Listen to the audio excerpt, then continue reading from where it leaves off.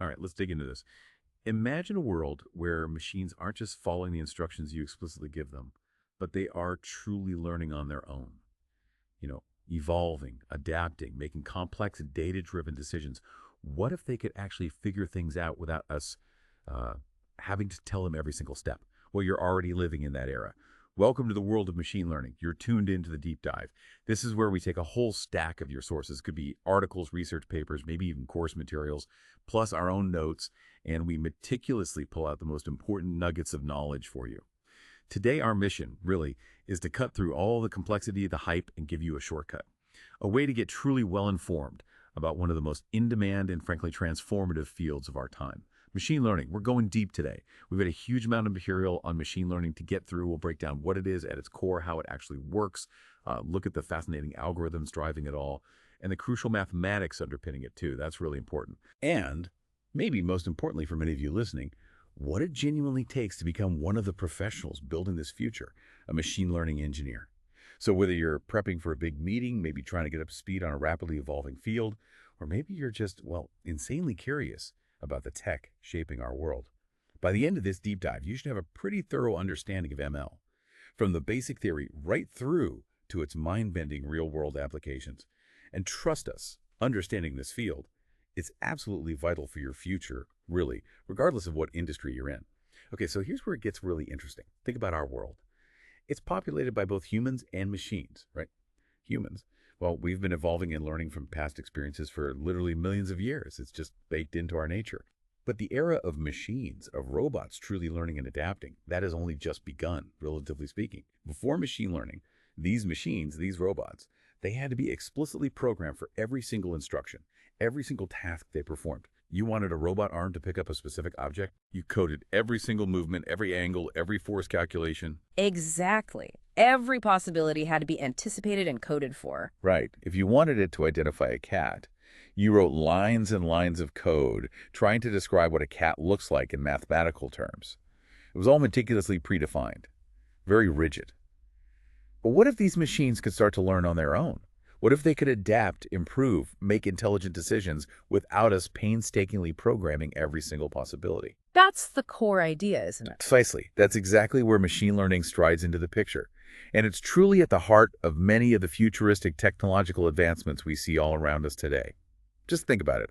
Tesla's self-driving cars, Apple's Siri, even those advanced AI robots like Sophia you see in the news, they aren't just following rigid preset instructions. No, they're much more dynamic than that. They're powered by machine learning. It allows them to perceive their environment, react to it, and crucially, learn from experience. One intriguing aspect here is how we actually define this. Machine learning, at its heart, it's a crucial subfield of artificial intelligence. Its main focus, designing systems that can learn from experience. And for machines, experience basically means data, lots and lots of data. Right. Data is their textbook. Exactly. And they use that learning to make informed decisions and predictions. So instead of being explicitly programmed for every single task, ML empowers computers to act and make these data-driven decisions more autonomously. And these programs, they're designed to continuously learn and improve over time, especially when they're exposed to new data. That makes them incredibly adaptable. That adaptability is key, isn't it? Absolutely. That capability is precisely why so many industries, you mentioned healthcare, finance, technology, logistics, the list goes on, they're intensely looking for ways to automate repetitive tasks, boost efficiency, and solve really complex real-world problems, which naturally drives up the demand for professionals who can apply these machine learning skills. It's exceptionally high in the current job market because of this unique ability of machines to learn. That's a powerful definition. But, for many listeners, the terms AI, machine learning, and deep learning often get used almost interchangeably and get confusing. Can you help us clarify their distinct roles? How do they actually fit together in this sort of intelligent ecosystem? Yeah, absolutely. It's a very common point of confusion, and it's really crucial to clarify their distinct roles because they operate at different levels, different scopes. Think of it like a set of nested Russian dolls. That usually helps. Okay, I like that analogy, nested dolls. Right. So artificial intelligence, or AI, that's the broadest concept. This is the biggest, outermost doll.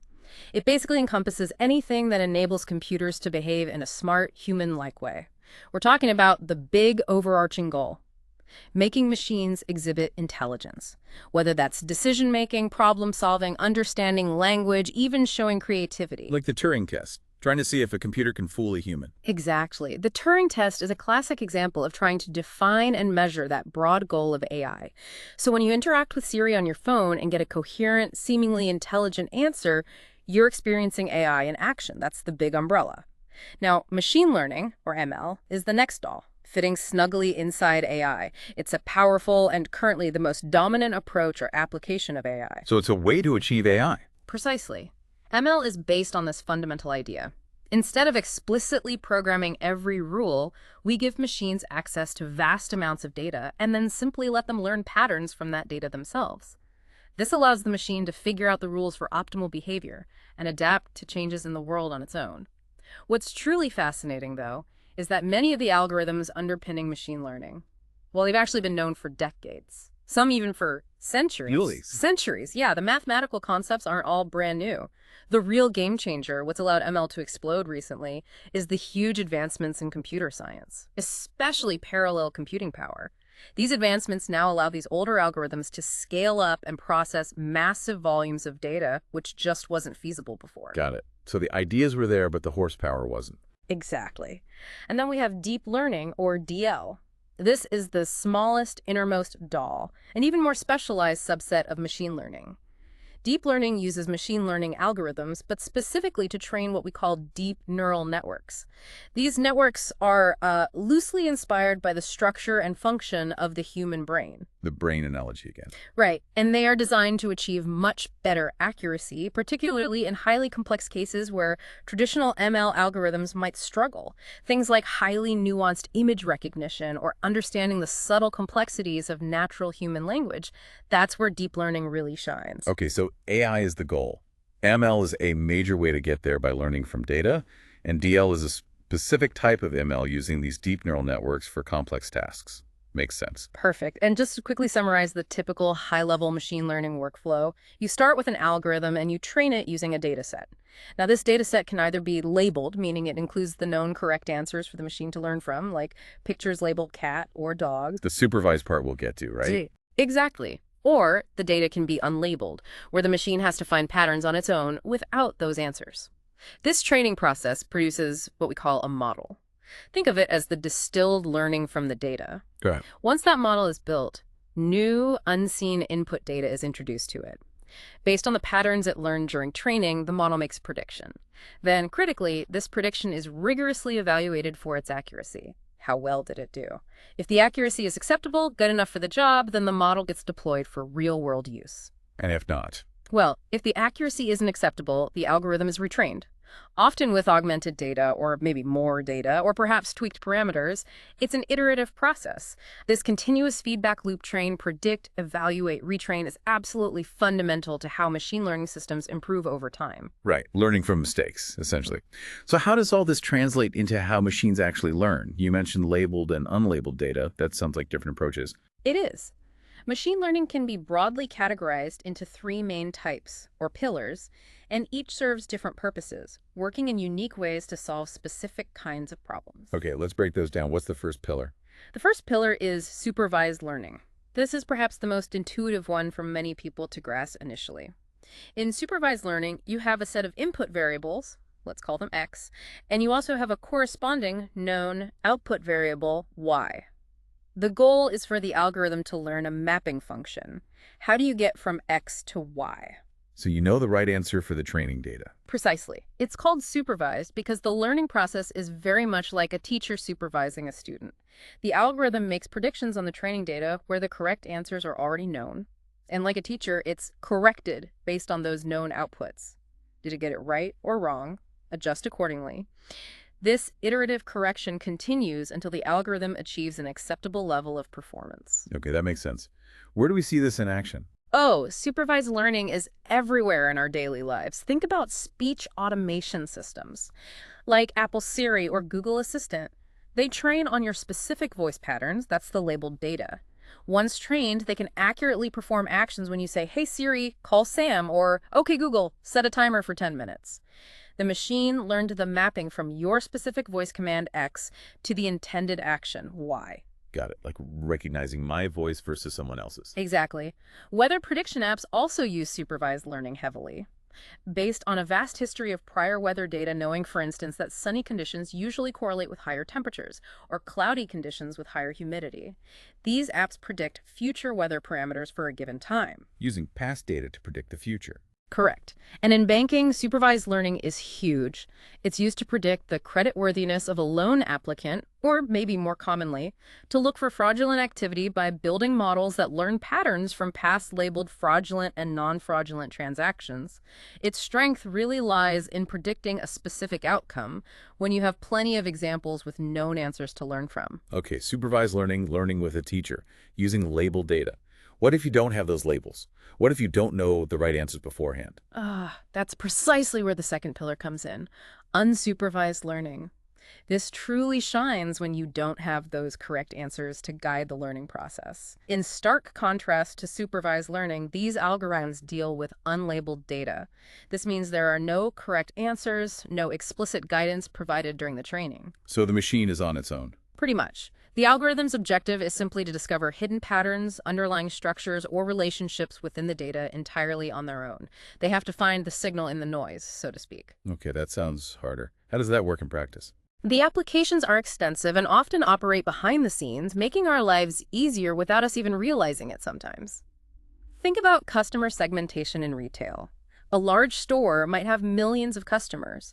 They want to group them into distinct segments based on purchasing habits, but they don't have predefined categories like loyalist or occasional. They just have the raw purchase data. Exactly. Unsupervised learning algorithms can identify these natural groupings, say, finding a cluster of frequent online shoppers versus a cluster of weekend in-store bargain hunters, all based on the data itself. This allows the company to then apply separate, highly targeted marketing strategies for each segment. Ah, I see. Grouping similar customers together automatically. Right. Another critical application is anomaly detection. This involves identifying unusual patterns that don't conform to expected behavior. It's absolutely crucial for fraud detection in banking. Unusual transaction patterns can be flagged as potential fraud, even if the system hasn't been explicitly told what every single type of fraud looks like. It just spots things that are different. That sounds incredibly useful. It is. And of course, recommendation engines. Platforms like Netflix or Amazon heavily rely on unsupervised learning. Netflix, for instance, mines movie viewing patterns of millions of users to understand what drives interest. It finds clusters of users with similar tastes or movies that are often watched together. This helps them decide which new series to produce or which movies to recommend specifically to you. Its real power lies in uncovering hidden insights from vast, unstructured data. That's fascinating, finding patterns we might not even know to look for. So, we've covered supervised learning, where the machine learns from clear examples with answers, and unsupervised, where it finds its own patterns in unlabeled data. What's a third major way machines learn? The third pillar is reinforcement learning. This is perhaps the most dynamic and arguably the most futuristic type of machine learning. It's often compared to how humans or even animals learn through interaction with their environment. Okay, interaction and feedback. Exactly. It involves an agent, that's the learner, maybe a robot or a software program, learning to make decisions by performing actions within an environment. The goal of the agent is to maximize some notion of cumulative reward over time. It learns primarily through trial and error. It tries something, sees if it leads to a reward or a penalty, and adjusts its strategy accordingly. It's not learning from labeled data or explicit programming. It's learning by doing and getting feedback. Like playing a game and learning the best moves. Precisely. Game playing is a classic example. But the applications are really at the cutting edge of AI. Self-driving cars, for instance, use reinforcement learning extensively. They learn how to navigate complex road conditions through this process. Successful navigation and avoiding obstacles are rewarded, while collisions or traffic violations are penalized. The car learns the optimal driving policy over millions of simulated and real miles. Wow. Learning to drive by getting virtual rewards and penalties. Essentially, yes. Famous examples also include those game-playing AIs you mentioned. like AlphaGo, which famously defeated the world champion in the incredibly complex game of Go. And advanced chess programs like AlphaZero. These systems learned by playing against themselves thousands, even millions of times, constantly refining their strategies without any human instruction beyond the basic rules of the game. It's incredibly powerful for situations where the optimal path isn't clear, but you can define a goal or a reward system. Okay, that's a very different paradigm. Supervised, unsupervised reinforcement. Three core ways machines learn. Now, you mentioned algorithms earlier. Can we dive deeper into some of the specific tools ML engineers use within these categories? Absolutely. If we look at the core of machine learning, understanding these specific algorithms is really key to grasping how machines truly learn and make predictions. We should definitely explore some of the ones detailed extensively in our sources. They are the tools of the trade, after all. Great. Where should we start? Well, let's start with a very common one. Often the first one people learn in supervised learning, especially for predicting numerical values. That's linear regression. Okay, linear regression. Sounds mathematical. It is, but the concept is quite intuitive. Its primary purpose is to predict a continuous dependent variable, like a price, a temperature, a quantity, based on the values of one or more independent variables. So the output, y, will be a value within a range, not a distinct category. Predicting a number, basically. Exactly, predicting a quantity. Its simple brilliance lies in its ability to find the clearest linear trend, the straight line relationship, even in messy data. The mechanism behind it is based on a statistical method called least squares estimation. Essentially, the algorithm draws a best fit line through your data points. This line is positioned in such a way that the sum of the squared errors, the vertical distances between the actual data points and the line itself, is minimized. Finding the line that's closest to all the points, on average. That's a great way to put it. For example, linear regression is widely used in finance for stock price prediction, or in real estate for estimating house market values based on features like square footage or location, even predicting tomorrow's rainfall in millimeters. It helps us anticipate things by finding that clearest underlying linear trend. Okay, so that's for predicting continuous numbers. But what if the answer isn't a number on a scale, but more like a yes or no, or cat versus dog, a category? Ah, that's a different kind of problem, and it's elegantly handled by logistic regression. Now, despite its name containing regression, its primary purpose is actually classification predicting a categorical dependent variable. So classifying things into groups. Right. The outcome is discrete or binary. It'll be something like 0 or 1, yes or no, true or false, high risk or low risk. Unlike linear regression, which outputs a direct value that could be anything along the line, logistic regression uses a specific mathematical function called a sigmoid function, or logistic function. This function takes the linear combination of inputs and squishes the output into a probability, a value strictly between 0 and 1. This probability is then mapped to one of the categories. For example, if the probability is above 0.5, predict yes. If below, predict no. So it gives a likelihood first, then decides. Exactly. Its aha moment is its ability to quantify the likelihood or probability of something belonging to a category, rather than just giving a hard binary guess. This is really useful. For example, it's commonly used in that famous Titanic survival analysis dataset, predicting whether a passenger survived, won, or didn't, based on factors like their passenger class, age, gender, etc. Models often achieve quite high accuracy there. Another common application is predicting whether a customer will purchase an SUV, 1 or 0, based on their age and estimated salary. You feed in the age and salary, and it outputs the probability they'll buy. Right, I think I've seen examples like that. And how does one typically implement this? Are there standard steps? Yes, conceptually, implementing logistic regression, or indeed many supervised learning models, generally follows a few key stages. First, data preparation. This involves gathering your data set, exploring it, cleaning it by handling missing values or maybe outliers, and often visualizing it to understand its patterns. Getting the data ready. Crucial first step. Then comes data splitting. You divide your data set into two parts. A training set, which the model learns from, usually the larger part, like 70–80%, and a testing set, which you hold back to evaluate the model's performance on unseen data, the remaining 20–30%. Crane on one part, test on another. Exactly. Next is model training and prediction. Here, you use the training data to fit or teach the logistic regression model. It learns the relationship between the input features and the output category. Once trained, you use this model to make predictions on your testing data. See how well it does on data it hasn't seen before. Precisely. And that leads to the final step, accuracy evaluation. You calculate how well your model performed by comparing its predictions on the test set to the actual known outcomes in that test set. There are various metrics like accuracy score, confusion matrices, etc., to see where it went right and wrong. This feedback loop is essential for understanding performance and potentially refining the model further. Okay, that makes sense. Data prep, split, train, predict, evaluate. A common workflow. What about other ways to classify things? I've heard of decision trees. Ah, yes, decision trees. Moving on, if you're looking for a clear, interpretable way to make decisions or classifications, you'll often turn to the decision tree algorithm. This algorithm is primarily used for classification problems, aiming to predict a category based on input data. Interpretable sounds good. How does it work? Its mechanism resembles a flowchart, or, well, a tree-like structure. It makes decisions at various nodes based on the features of the data. Each decision leads down a different branch, eventually leading to a leaf node, which represents the final decision or classification. Like a game of 20 questions. That's a great analogy. Building a decision tree is all about asking the right questions at each step, the questions that best split the data and give us the most information gain. Information gain basically means making our data less mixed up or impure at each step. Impurity is just a measure of how diverse the data is within a particular group. A basket of only apples has 0 impurity. A basket of apples, bananas, and grapes has higher impurity.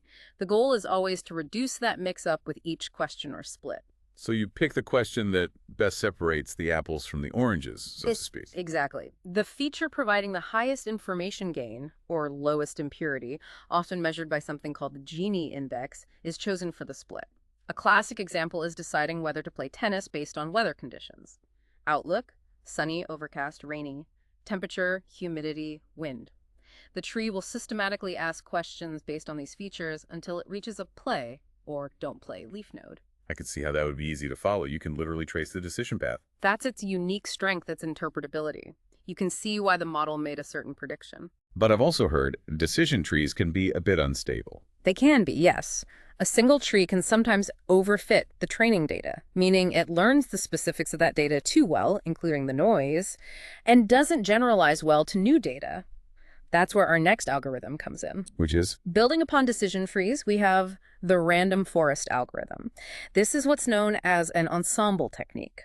Ensemble methods combine multiple models to improve overall accuracy and, crucially, robustness. So instead of one tree, you use many. Exactly. Instead of relying on a single decision tree, a random forest constructs multiple decision trees during training.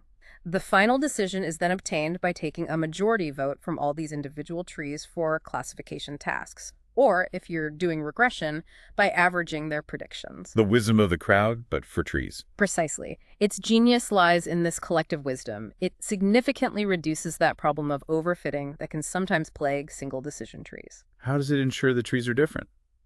If they all learn the same thing, it wouldn't help much. Good question. Several key concepts make sure the trees are diverse. Firstly, feature randomness.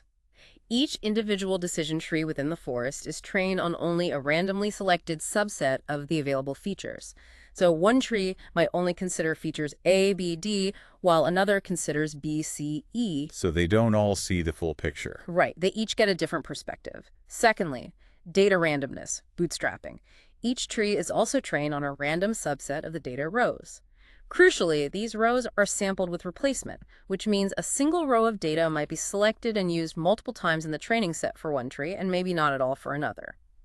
This process is called bootstrapping, and it creates slightly different training data sets for each tree. Okay, so random features and random data samples for each tree. Correct. And thirdly, the process of aggregating the results from these independently built trees to make the final prediction is called bootstrap aggregation, or simply bagging. To illustrate, imagine you have 3 independent decision trees trying to identify an unknown fruit. Tree 1 looks at its random features and data, predicts apple. Tree 2, with its different view, says orange.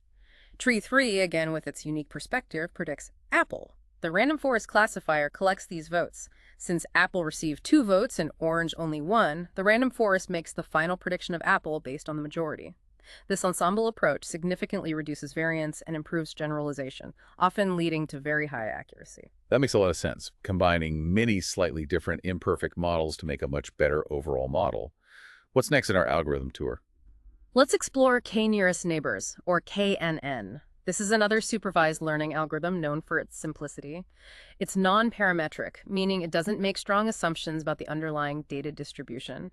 It's primarily used for both classification and regression tasks. Okay, k-nearest neighbors. How does it work? The mechanism behind KNN is quite intuitive, really. To classify a new, unseen data point, the algorithm simply looks at its k nearest neighbors in the existing dataset, based on some distance measure in the feature space, like Euclidean distance. The new data point is then assigned to the class that is most common among those k neighbors.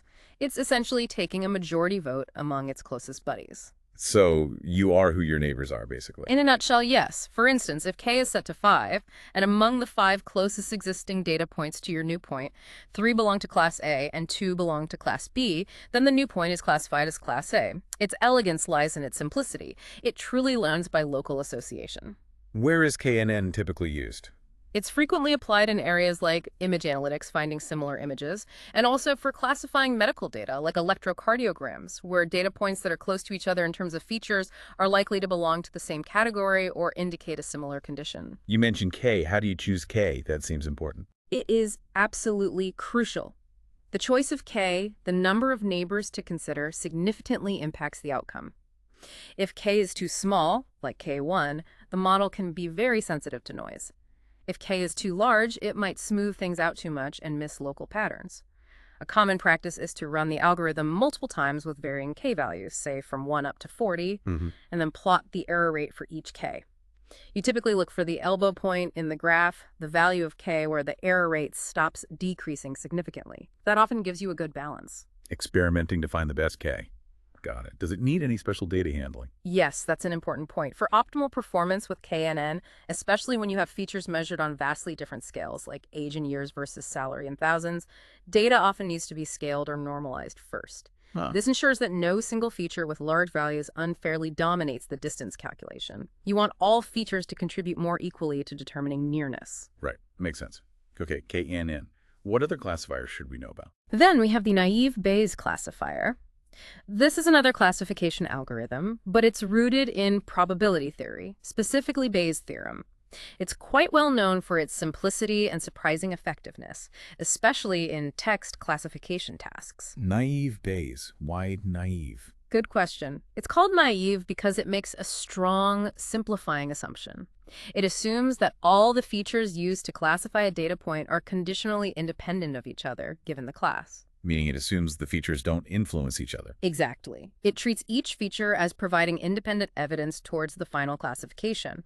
For example, when classifying an email as spam or not spam, it might assume the presence of the word free is independent of the presence of the word Viagra, given that the email is spam. In reality, these might be correlated, but the naive assumption simplifies the calculations significantly. Okay, so it's a simplification, but it works. Surprisingly often, yes.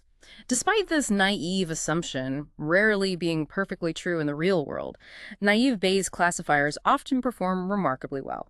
The mechanism calculates the probability of a data point belonging to each class based on the observed features and the independence assumption. It then assigns the data point to the class with the highest calculated probability. Its power comes from its speed and ability to classify effectively even with relatively small amounts of training data, especially when features are, indeed, somewhat independent. And the classic example is spam filtering.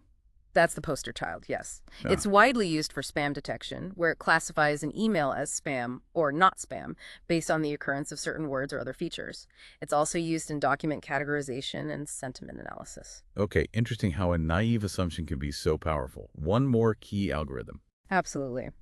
Let's finish this algorithm section with support vector machines, or SVMs.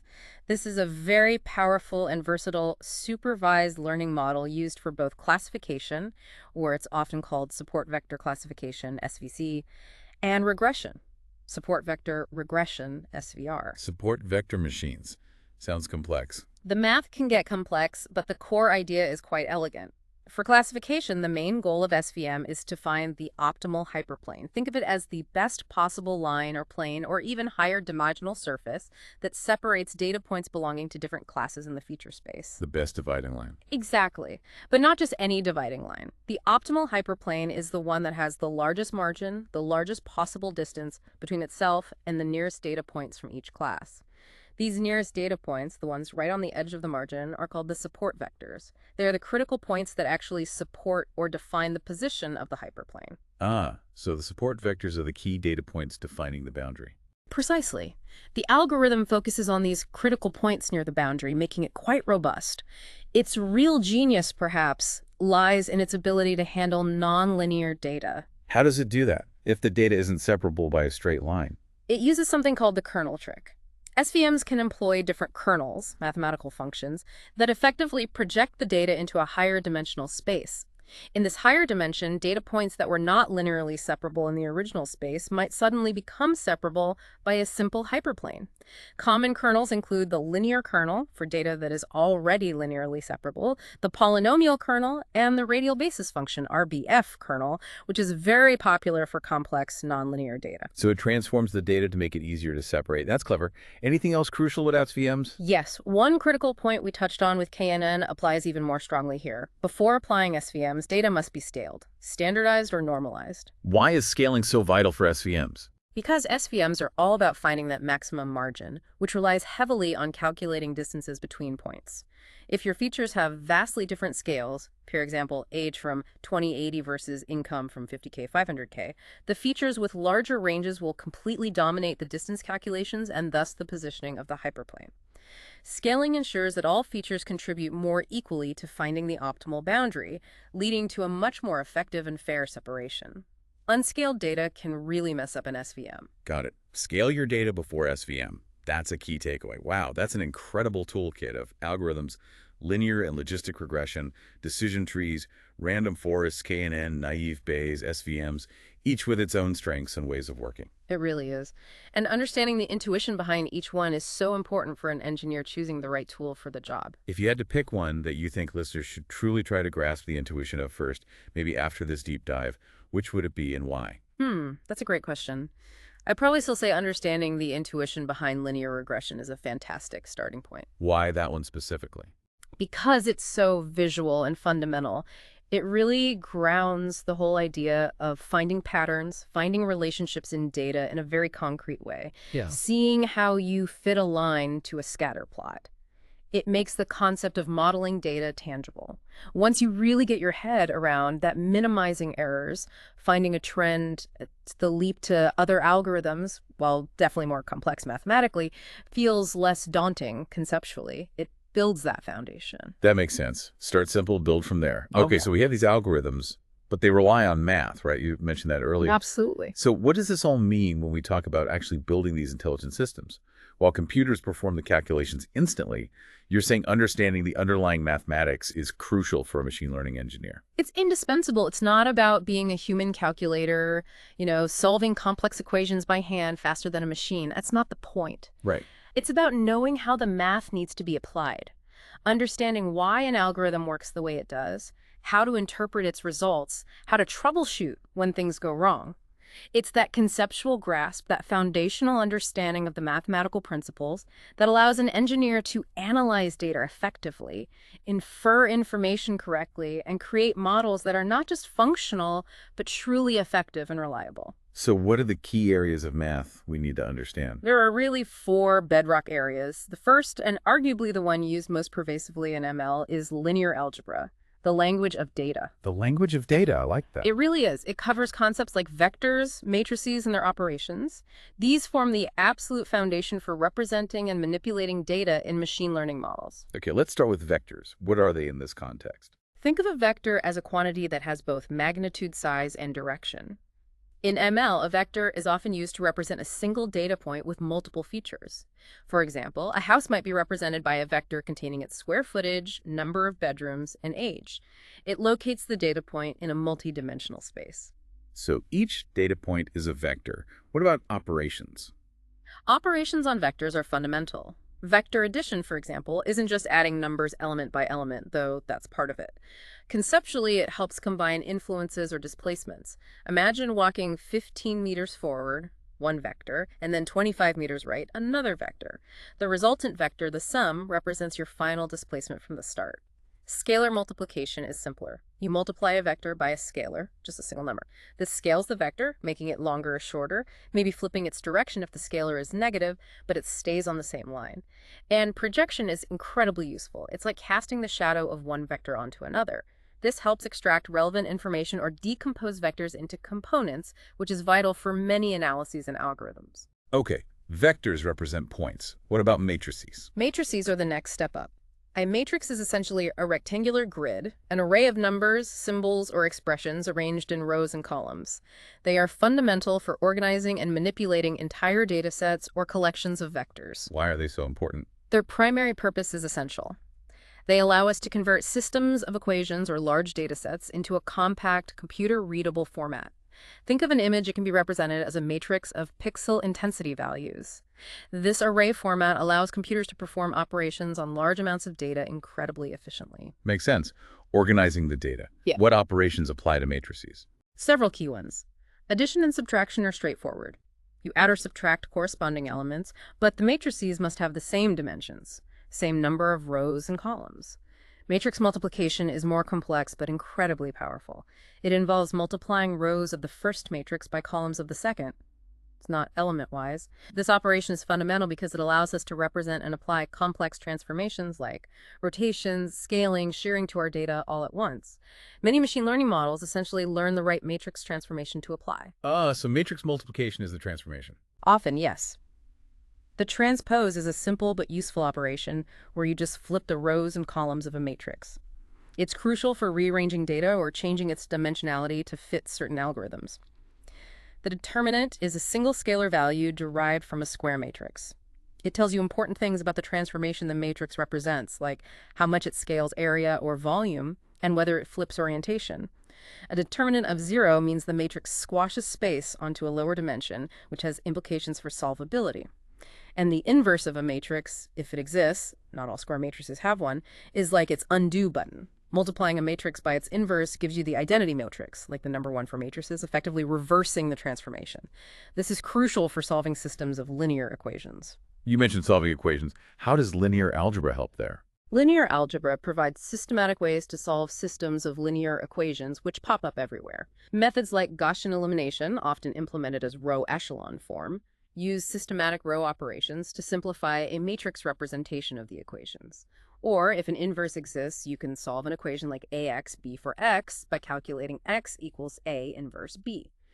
Matrices make solving large systems feasible for computers. So why are matrices so uniquely powerful for machine learning specifically? What makes them so fundamental to how models learn patterns? It really boils down to efficiency and scale. Modern machine learning deals with truly massive data sets, sometimes with millions or billions of data points and thousands of features. A single matrix operation, because of how computers and especially GPUs are designed, can simultaneously apply a complex calculation to all that data. This parallelism is the absolute bedrock of modern deep learning. Instead of looping through calculations one by one, matrices allow us to perform them en masse. That computational efficiency is what makes training these huge models possible in a reasonable time frame. Okay, efficiency at scale. Now, what about those other terms? Eigenvectors and eigenvalues. They sound important. They are extremely important, representing fundamental properties of matrices and the transformations they represent. An eigenvector of a square matrix is a special non-zero vector that, when the matrix transformation is applied to it, does not change its direction. It only gets scaled, stretched, or shrunk. So it points in the same direction, just maybe longer or shorter. Exactly. And the factor by which it's scaled is its corresponding eigenvalue. Think of it like this. If a matrix represents some transformation, like stretching or shearing a grid, the eigenvectors are the axes along which the transformation acts purely as a stretch or compression. Why is that useful? Because eigenvectors represent the most stable or principal directions of the data or the transformation. They often capture the directions of greatest variance or importance in a dataset. This makes them crucial for understanding data structure and for techniques like principal component analysis, PCA. PCA uses eigenvectors of the data's covariance matrix to find these principal directions, allowing you to reduce the dimensionality of your data by keeping only the most important components, those associated with the largest eigenvalues, while losing minimal information. This improves model efficiency and can sometimes even improve performance by removing noise. They are fundamental in image processing, NLP, and optimizing deep learning models too. Okay, linear algebra. Vectors, matrices, transformations, eigenvectors, the language of data. What's the second mathematical pillar? The second essential area is multivariate calculus, understanding change and optimization. While linear algebra helps us represent and manipulate data, calculus is critical for understanding rates of change and, most importantly for ML, for optimizing models to make them perform better. Optimization, making the model as good as possible. Exactly. At its heart is differentiation. The core concept is finding the instantaneous rate of change of a function. How much does the output change for a tiny change in the input? For instance, acceleration is the derivative of velocity. It tells you how velocity is changing at any given moment. Differentiation finds the slope of a function at a point. This is crucial because machine learning models learn by making small adjustments to their internal parameters, weights and biases. Differentiation tells us precisely how those small adjustments will impact the model's error or performance.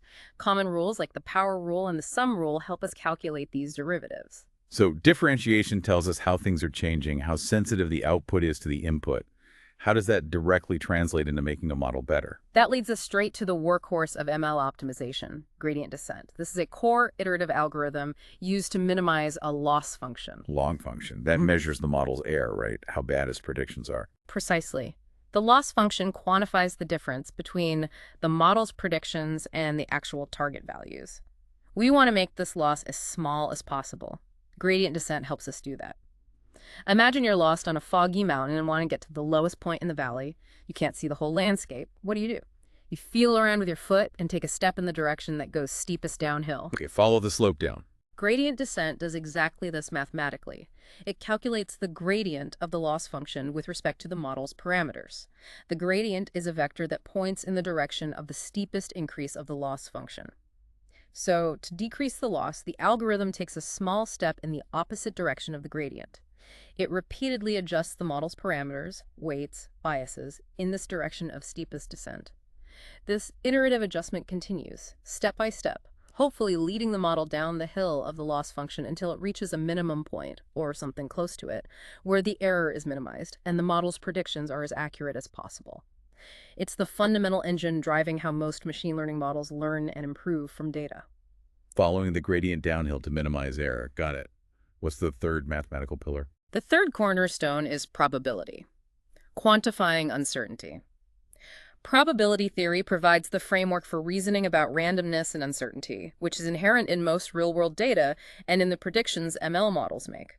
Probability measures how likely an event is to occur. It's always expressed as a value between 0, impossible, and 1, certain, often as a ratio of desired outcomes to total possible outcomes. A fundamental rule is that the probabilities for all possible outcomes of an experiment must always sum to 1. Dealing with uncertainty. Makes sense for predictions. Absolutely. In machine learning, we're constantly dealing with uncertainty. Will this customer click the ad? Is this transaction fraudulent? Probability helps us quantify that uncertainty and make informed, principled predictions rather than just guesses. There are a few key terminologies to understand. A random experiment is any process whose outcome cannot be predicted with certainty before it happens, like rolling a die or flipping a coin. The sample space is the set of all possible outcomes of that experiment. For example, for a single die roll, the sample space is 1, 2, 3, 4, 5, 6. An event is simply one or more outcomes from the sample space that we might be interested in. Example, rolling an even number 2, 4, 6, or rolling a 1, 1. Events can be joint if they can happen together, like drawing a card that is both red and a king, or disjoint or mutually exclusive if they cannot happen at the same time, like a card being both a king and a queen. Okay, experiments, outcomes, events. What about distributions? When we talk about probability, especially with continuous data, we often need to understand distributions. A probability density function, PDF, is an equation or a curve that describes the relative likelihood for a continuous random variable to take on a given value. The total area under the curve of a PDF is always equal to 1, representing the total probability. The most famous distribution is probably the normal distribution, also known as the Gaussian distribution or the bell curve. It's symmetrical and defined by its mean, which determines the center of the bell, and its standard deviation, which determines the height and width or the spread of the data. Many natural phenomena tend to follow this distribution. The bell curve, right. Exactly. And related to that is the incredibly important central limit theorem. This theorem is profound. It states that if you take sufficiently large random samples from any population, even if the population itself is not normally distributed, the distribution of the sample means will tend towards a normal distribution. Wow, so the average of samples becomes normal, even if the original data isn't. Yes, under certain conditions. This is why the normal distribution appears so often in statistics and ML. It allows us to make inferences about population means even when we don't know the underlying population distribution. We also need to distinguish different types of probability. Marginal probability is simply the probability of a single event occurring, PA, like the probability of flipping a coin and getting heads. Joint probability is the probability of two or more events happening at the same time, PA and B, like the probability of drawing a card that is both an ace and a heart. And conditional probability, PAB, is the probability of event A occurring given that event B has already occurred. The occurrence of B provides information that might change the likelihood of A. Can you give us a real-world example of conditional probability that listeners might recognize? Maybe connect it back to ML. Certainly. Think about medical diagnosis again. The probability of a patient having a specific disease, A, given that they tested positive on a certain test. B is a conditional probability. P, disease positive test. The positive test result, B, changes our assessment of the likelihood of the disease, A. Or in spam filtering, the probability an email is spam, given that it contains the word free, B. The presence of the word free updates the probability. This concept of updating probabilities based on new evidence is exactly where Bayes' theorem comes in. Bayes' theorem again. It connects conditional probabilities. Yes, it provides a mathematical formula to relate a conditional probability PAB to its inverse, PBA, along with the marginal probabilities PA and PB. It's incredibly useful for updating our beliefs or probabilities as new evidence becomes available. Let's use a quick example. Say, based on prior data, 1% of emails are spam. P-spam equals 0.01. Let's also say the word offer appears in 5% of all emails, P-offer equal 0.05, but it appears in 20% of spam emails, P-offer spam 0.20. Bayes' theorem allows us to calculate the probability that an email is spam given that it contains the word offer, P-spam offer. It lets us flip the condition and incorporate the evidence. So it lets you update your belief about spamminess based on seeing the word offer. Exactly. This process of updating beliefs is fundamental to how Bayesian machine learning models work, like the naive Bayes classifier we discussed. Probability helps quantify uncertainty, plays a role in many classification algorithms, and is essential for defining and calculating model loss functions. Okay, probability handles the uncertainty. What's the final mathematical pillar? The final pillar, closely related to probability, is statistics. Data collection, analysis, and presentation. While probability deals with predicting likelihoods, statistics is more about drawing conclusions from data that has already been collected. It's an area of applied mathematics concerned with the entire data lifecycle, designing collection methods, performing analysis, interpreting results, and presenting findings effectively. So working with the actual numbers we have. Precisely. It includes descriptive statistics, which provides tools to summarize and describe the main features of a data set. Key measures of central tendency tell us about the center of the data, the mean, the average value, the median, the middle value when the data is sorted, and the mode, the most frequent value. Measures of dispersion, on the other hand, tell us about the spread or variability of the data. Variance quantifies how data points are spread out around the mean, and standard deviation, which is just the square root of the variance, provides a more interpretable measure of that spread in the original units of the data. Mean, median, mode, standard deviation. Standard stuff from stats class. How exactly do these statistical insights guide the choice of machine learning algorithms, though? It feels like a big jump from calculating an average to choosing something like a random forest. It's a critical connection, actually. Understanding the statistical properties of your data is fundamental to choosing the right approach. For instance, when analyzing a dataset like the famous iris dataset, a common benchmark in ML with measurements of different flower species, visualizing the distributions of features like petal length and width using statistical plots, histograms, box plots, is crucial. This exploration might reveal if a feature follows a normal distribution, or if it's heavily skewed, or if there are significant outliers. This insight is incredibly valuable because it directly guides algorithm choice. If you see a nice bell-shaped normal distribution for your features, you might be more confident using algorithms like Gaussian naive Bayes, which explicitly assumes normally distributed data.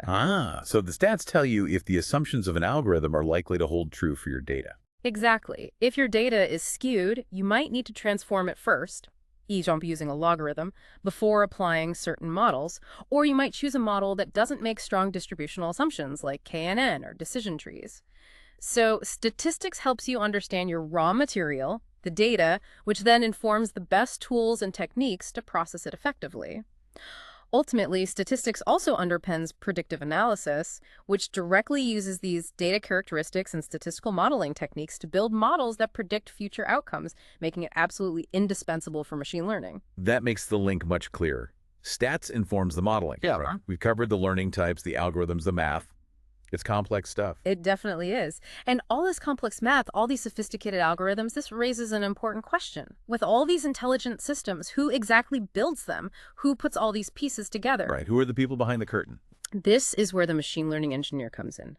They play an absolutely pivotal role in bringing these intelligent systems to life and making them work in the real world. At their core, machine learning engineers are sophisticated programmers, but with a specialized focus. They develop machines and systems that possess that incredible ability to learn and apply knowledge without being explicitly directed for every single task. Their focus goes far beyond traditional software development. How so? Instead of just writing code that executes a predefined logic, they create programs and systems that empower machines to take actions autonomously, to adapt, to think for themselves in a constrained sense based on data. They are really the architects behind the AI you see in everyday objects like smart assistants or robotic vacuum cleaners, and also in the cutting-edge technology like self-driving cars. Their responsibilities are broad. They often involve researching new ML techniques and technologies, finding the best algorithms and hardware for a specific problem, and then building and testing tangible prototypes to show stakeholders. They rigorously test and experiment with these systems to ensure they function as planned, meet accuracy requirements, and are robust. And a huge part of the job is continuously training and retraining these systems for top-notch accuracy, especially as requirements evolve or new data becomes available. It's an ongoing cycle. Okay, let's unpack this role a bit further. It sounds fascinating and incredibly impactful. But becoming a successful machine learning engineer clearly requires a very specific and pretty robust blend of deep technical knowledge coupled with crucial non-technical or soft skills. It's definitely not just about coding algorithms in isolation. Not at all. It's about understanding the entire ecosystem. Can we dive into some of those essential skills? What does it really take? Sure. Let's start with the essential technical skills, because the foundation is definitely technical.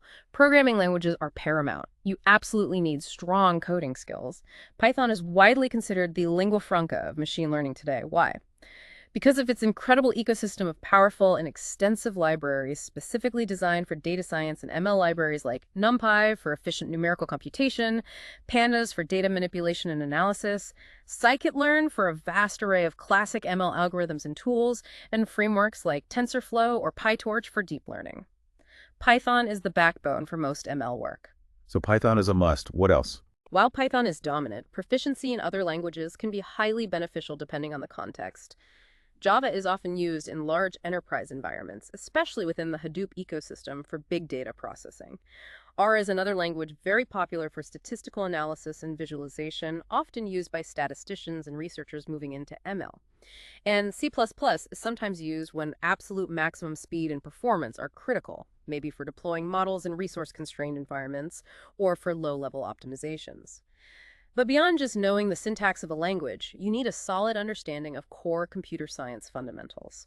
We're talking about data structures like lists, trees, graphs, hash tables, algorithms, sorting, searching, graph traversal, computability, complexity analysis, big O notation, and even computer architecture. This isn't just academic, it's vital for writing efficient, scalable, and maintainable code, and for truly understanding how algorithms will perform with large data sets. Right, the foundational CS knowledge. What about the math we just discussed? Absolutely essential. A strong grasp of probability and statistics is non-negotiable.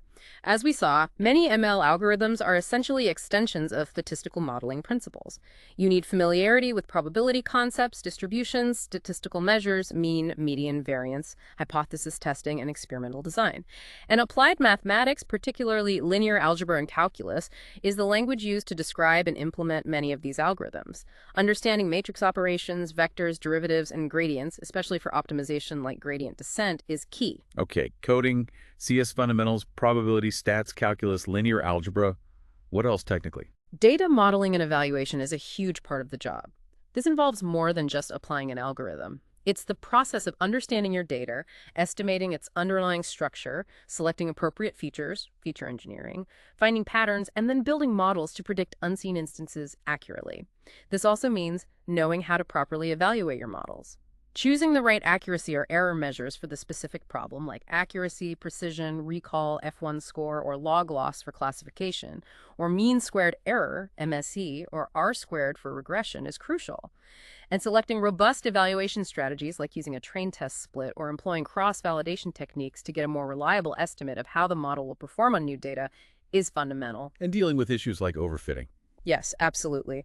Understanding and mitigating common pitfalls like overfitting, where the model learns the training data too well, including noise, and fails to generalize to new data and its counterpart. Underfitting, where the model is too simple to capture the underlying patterns in the data, is a core skill. Techniques like regularization, cross-validation, and adjusting model complexity are used to combat these. What about actually using the ML libraries? Beyond theoretical knowledge, the ability to effectively apply standard implementations of these algorithms using libraries like TensorFlow, PyTorch, and scikit-learn is critical. This includes choosing suitable models for the task, understanding and tuning their hyperparameters, the settings you configure before training, and managing the whole workflow. Participating in online data science competitions like those on Kaggle is a fantastic way to hone these practical application skills. Okay, practical application. What about fitting into a larger system? That's where software engineering and system design come in. An ML model rarely lives in isolation. Its output is often a software component that needs to be integrated into a larger application, product, or business process. So ML engineers need to understand how these different software pieces work together, how to build robust APIs, application programming interfaces, for their models, and how to design systems that are scalable, reliable, and maintainable. Applying software engineering best practices, things like requirements analysis, modular design, version control like Git, automated testing, and good documentation is invaluable for productivity, collaboration, and ensuring the quality and longevity of the ML solutions they build. It's not just building a model, it's building production-ready software, incorporating that model. Precisely. Depending on the specialization, other technical skills can be vital too. Advanced signal processing techniques, like wavelets, Fourier analysis, can be key for feature extraction from sensor data or audio. Neural network architectures, understanding different types like convolutional neural networks, CNNs, for images, or recurrent neural networks, RNNs, for sequences, is fundamental for deep learning roles. Natural language processing, NLP techniques, and libraries, like NLTK, SPACY, GenSim, are essential if you're working with text, speech, or video data. Think sentiment analysis, text summarization, machine translation, chatbots. Computer vision skills are needed for tasks involving image and video analysis, object detection, image classification, facial recognition, and finally, with the sheer volume of data generated today, understanding big data technologies like Hadoop, Spark, and related tools like Spark MLlib for machine learning on large data sets is often crucial. Wow, that's a very extensive technical skill set. It's clear why these engineers are in demand. But you mentioned non-technical skills are important too. Absolutely. Technical prowess alone isn't enough. Essential non-technical skills are equally vital for a machine learning engineer to truly succeed and make a real impact. First and foremost, I'd say industry knowledge or domain expertise is paramount. The most successful machine learning projects are those that genuinely solve real problems or address significant pain points within a specific industry or business context. An ML engineer needs to possess some level of business acumen. They need to understand how the industry works, what the key challenges are, and what kinds of solutions would actually be beneficial and provide value to the business. Without this context, even the most technically brilliant model might be useless if it doesn't solve the right problem. The engineer needs to discern the right problems and potential challenges that need solving for the business to sustain and grow. Understanding the why behind the project, not just the how. Exactly. Second, effective communication is absolutely critical. Machine learning concepts, as we've seen, can be incredibly complex. The ability to explain these intricate ideas clearly and concisely to non-experts is indispensable. You'll constantly be interacting with people from different backgrounds, maybe marketing teams, sales departments, product managers, or senior stakeholders who likely have little to no technical expertise in ML. You need to be able to explain what your model does, what its limitations are, and what its implications are in a way they can understand. Collaboration with diverse teams is a daily reality, and clear communication ensures everyone is aligned on goals and expectations. Bridging the gap between the technical and the business side. Precisely. And closely related to that is problem solving and critical thinking. ML engineers are often tackling very complex, sometimes ill-defined problems. They need strong analytical skills to break down problems, think critically about different approaches, identify potential issues, and devise creative solutions. It's not just about applying known algorithms, it's about figuring out how to apply them, or even if they should be applied, to solve novel challenges. That makes perfect sense. So with all these complex skills, both technical and non-technical, what do you think is the most underestimated non-technical skill for an ML engineer? The one that people often overlook, but perhaps makes a huge difference in practice. Ooh, that's a fantastic question. The most underestimated non-technical skill, I would probably say genuine curiosity and adaptability. Curiosity and adaptability, why those? Because the field of machine learning is evolving at an absolutely breathtaking pace. What's considered cutting-edge technology today might be standard practice or even slightly obsolete in just a year or two. New algorithms, new techniques, new tools, new ethical considerations are emerging constantly. An engineer who isn't genuinely curious, who isn't intrinsically motivated to keep learning, to explore new advancements, to read papers, to experiment with new tools, they will quickly fall behind. It's about having that constant drive to learn and, crucially, the adaptability to embrace change, to learn new skills, and to potentially pivot your approach based on new findings. This curiosity often feeds directly into better problem solving and critical thinking as well, because you're constantly questioning and exploring alternatives. It's less a fixed skill and more a mindset, but I think it's absolutely vital and perhaps often overlooked when people just focus on the checklist of technical skills. That's a great point. The field demands continuous learning. Okay, so let's talk about career trends for machine learning engineers. Assuming someone acquires these skills and cultivates that mindset, what does the landscape look like? The landscape is, well, extremely positive for those with the right skills. The demand for ML engineers is incredibly high, and it has been growing rapidly. For instance, you mentioned a 2019 Indeed report. It actually listed ML engineer among the best jobs in both the US and Indian markets based on salary and demand. And what's really striking is the growth rate. That same report noted a whopping 44% increase in demand for ML engineers just between 2015 and 2019. This isn't just a fleeting trend. It signals a fundamental shift in industry needs across the board. It points towards a sustained, long-term demand for people who can build intelligent systems. A 44% increase in just 4 years is huge. Does the pay reflect that demand? It certainly does. When it comes to salaries, the compensation typically reflects this high demand and the specialized skill set required. While specific numbers change over time and vary by location, experience, and company, the averages are generally quite substantial. For example, the figures you cited, an average around 6.89 lakhs in India and around $112,000 in the USA back in 2019, indicate the significant value placed on these skills in the global job market. Those figures have likely increased since then. High demand naturally leads to competitive salaries. Makes sense. And who is doing the hiring? Is it just tech giants? Tech giants are definitely major players. Companies like Google, Meta, Facebook, Apple, Amazon, Microsoft, Netflix, Uber, Salesforce. They are constantly on the lookout for ML talent, often running what feels like a continuous ML engineer hiring spree. And yes, they typically offer very competitive, high salaries and interesting projects to attract the best people. However, it's not just the tech giants anymore. The number of opportunities is growing exponentially across many sectors: finance, healthcare, retail, automotive, entertainment, manufacturing. More and more companies are realizing the value of ML and are building their own internal teams. So the opportunities are becoming much broader than just Silicon Valley. So the demand is high, the pay is good, and the opportunities are spreading across industries. What about the long-term future of machine learning? Is this pace sustainable? Looking ahead, the future of machine learning seems incredibly promising. What is perhaps most compelling about ML is its seemingly limitless applicability. As we've discussed, it's not just a concept for the distant future.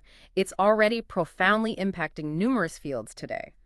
Think about education, personalizing learning paths, finance detecting fraud and managing risk, computer science improving software development itself, and critically, healthcare.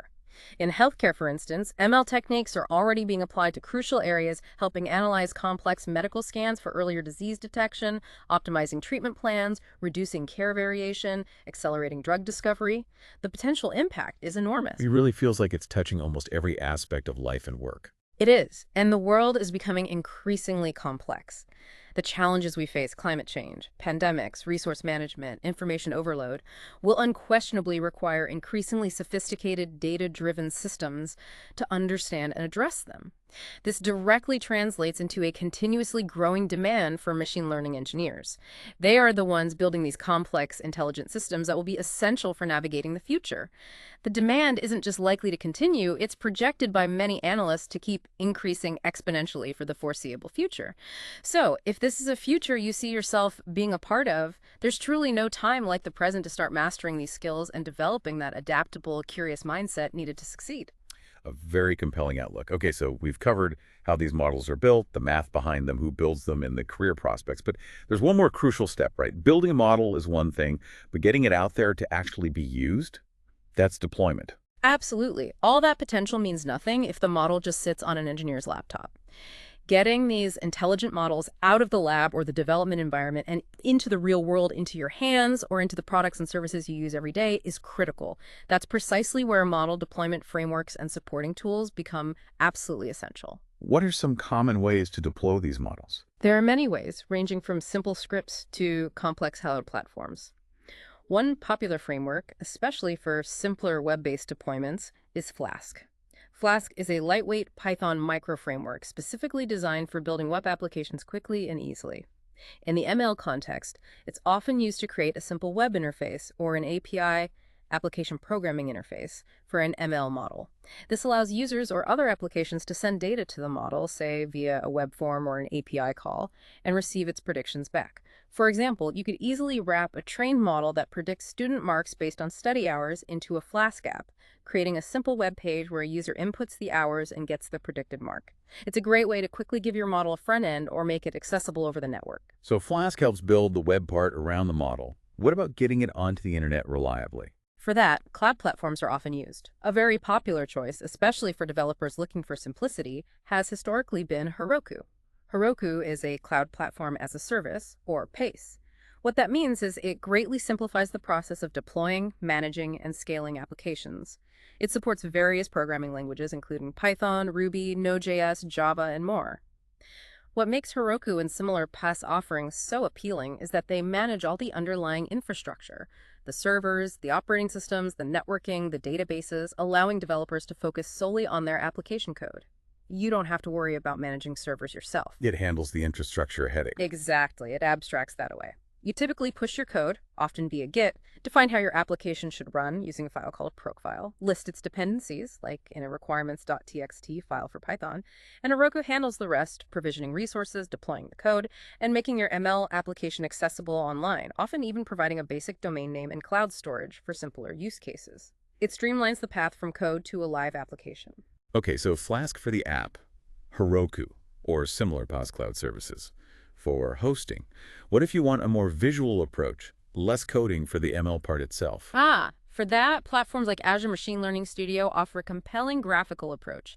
This is a cloud-based platform from Microsoft that provides a GUI, a graphical user interface for building, training, and deploying machine learning models with minimal or sometimes even zero coding required for the core ML pipeline. Drag and drop ML. Pretty much. It's an excellent visual tool, especially for folks who prefer that style of working or for rapid prototyping. Let's conceptualize building a movie recommendation system in Azure ML Studio, just as an example. The workflow is highly visual.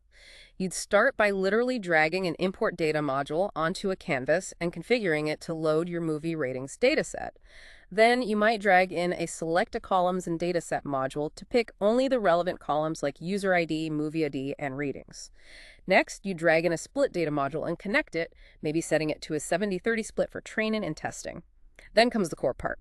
You drag in a train recommender module, choose a specific recommendation algorithm from a list, like Matchbox Recommender, and connect your training data to it. So you connect blocks visually to build the pipeline. Exactly. After training, you'd use a score recommender module, connecting the trained model and the test data to generate predictions, recommended movies or predicted ratings.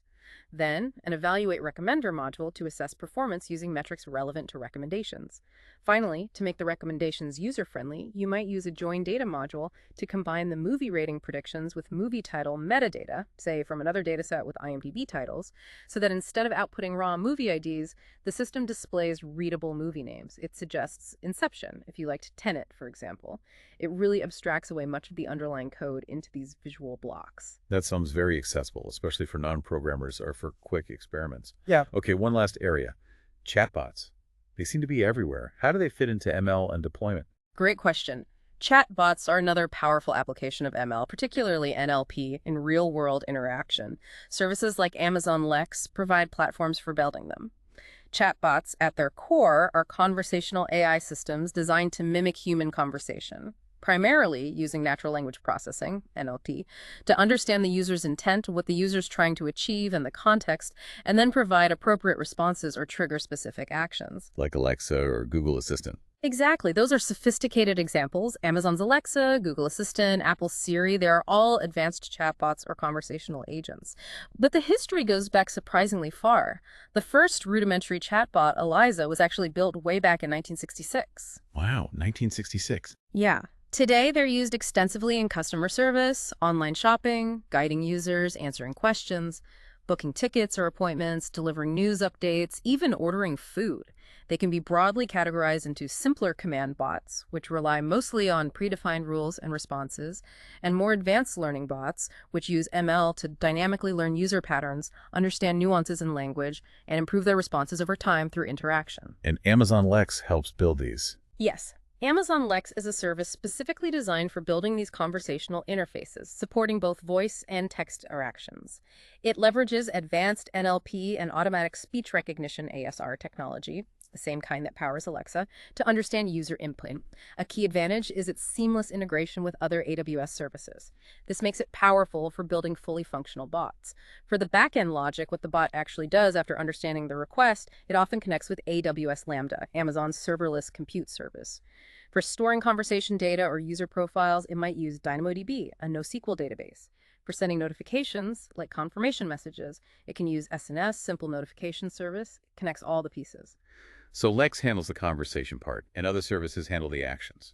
What are the key concepts in building a bot with something like Lex? There are a few key terminologies to grasp. The bot itself is the overall AI program. The most important concept is the intent. This represents the specific action or goal the user wants to perform, like book hotel, check order status, or get weather. Utterances are the various phrases users might actually type or say to invoke that intent. For a book hotel intent, utterances could be, I want to book a hotel, find me a room, reserve accommodation, etc.